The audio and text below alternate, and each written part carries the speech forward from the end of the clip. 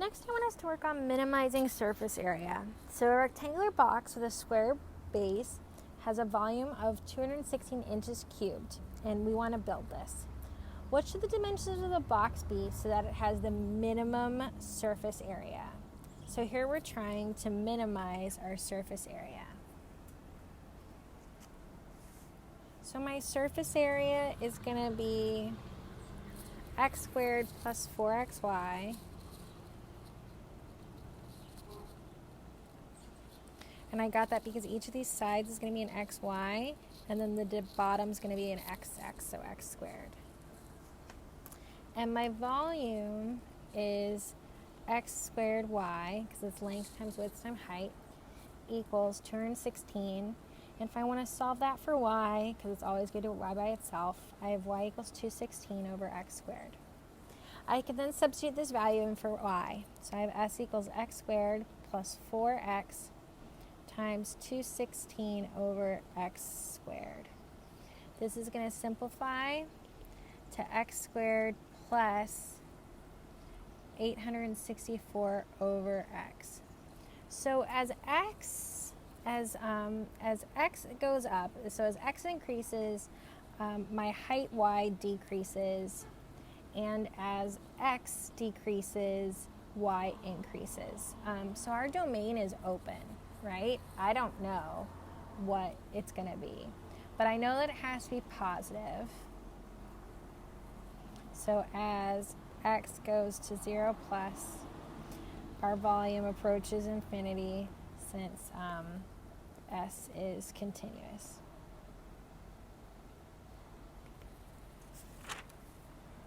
So I'm going to take the derivative of s. So let's go ahead and get to a little bit more space. Nope. And I'm going to change colors because red's kind of angry. So I have s is x squared plus 864 over x. And the blue's hard to see.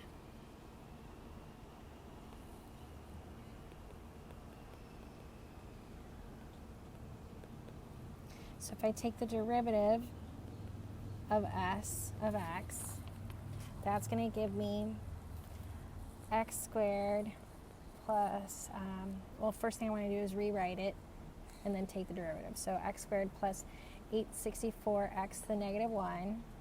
Then I have s prime of x equals 2x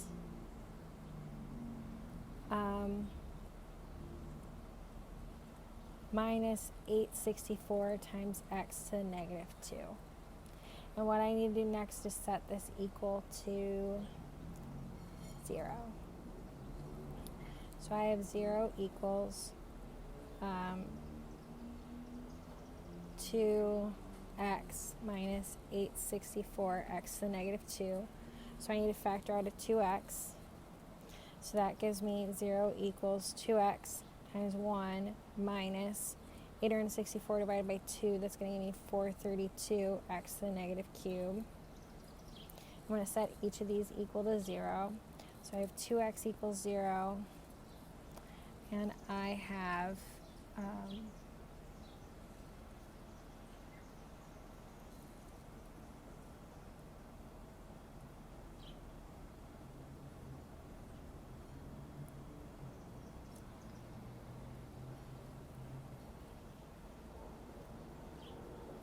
I'm sorry, this means my derivative is 2x minus s to the negative 2. Okay, cool. So now I'm going to set this equal to 0. So I want to do this a little bit of a different way. If I have 0 equals 2x minus 864, let's put that over x squared. That means I have 2x equals 864 over x squared. I'm going to multiply both sides by x squared. That gives me 2x cubed equals 864. X cubed equals 432. I take the cube root. So I have x equals 6 cube root of 2. Okay, so our absolute min must occur at 6 cube root of square root of 2. So that means y is going to equal 3 cube root of 2 inches. And that our volume and that our surface area is going to be 108 cubed square root of 4 inches squared. So it's going to be 2 times 108 cubed inches squared.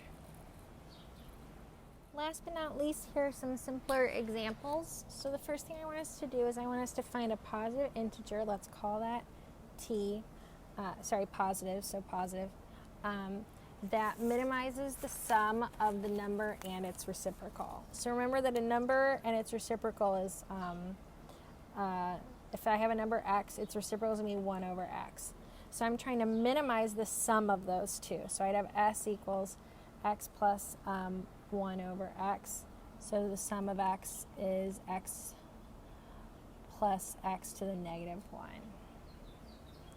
So I'm going to go ahead and find the derivative of that to get you guys started. So s prime of x equals 1 minus x to the negative 2. So that's 1 over x squared.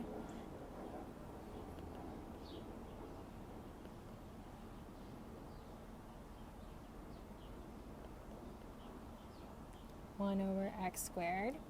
So let's set this equal to 0. I have 1 minus 1 over x squared equals 0. I'm going to subtract 1 from both sides.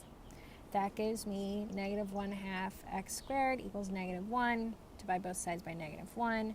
I have 1 equals x squared, square root, so I have plus or minus 1 square root is x. Actually, this does minimize it if I have x equal to 1, because otherwise, if x had been 2, my sum would have been 2.5. If x equals 3, my sum would have been 3.5. So the smallest with a positive integer we could have is 2. Awesome. We did that one right. Next, I want to find two positive integers such that their sum is 10, and I want to minimize and maximize the sum of their squares. So I have x plus y equals 10, and the sum of their squares, let's call that q, that's going to be x squared plus y squared.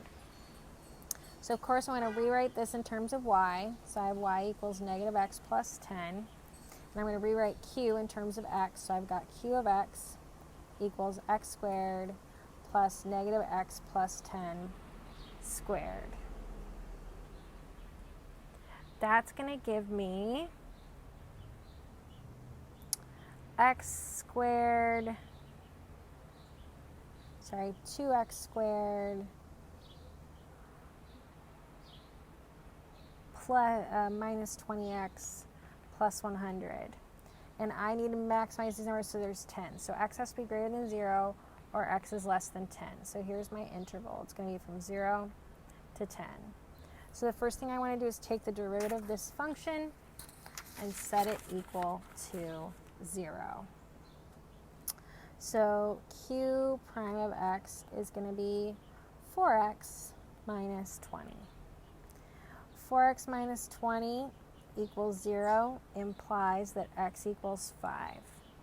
So that would mean in order to minimize and maximize the sum of their squares, I'm going to have x equals 5 in order to minimize the sum of their squares. Next, I want to find what is the smallest possible sum of squares if their product is 16. So I'm trying to minimize x squared plus y squared, and I have the sum of their products is negative 16. So y equals negative 16 over x. S of x then becomes x squared plus negative 16 over x squared. So S of x equals x squared plus 256 over x squared, which I can rewrite with a negative exponent to make it easier to take the derivative. So now I have to take the derivative of S of x. That's going to give me 2x minus 512x to negative 3.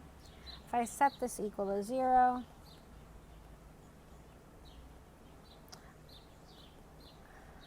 I'm going to subtract 2x. I have negative 512x cubed equals negative 2x. Make both sides positive. Multiply both sides by x cubed to get rid of that negative exponent. So I have 512 equals 2x to the fourth. So I have 256 equals 2x to the fourth. Sorry, just x to the fourth. If I take the fourth root, I get x equals plus or minus 4. So if I have s equals 4, then y equals negative 4.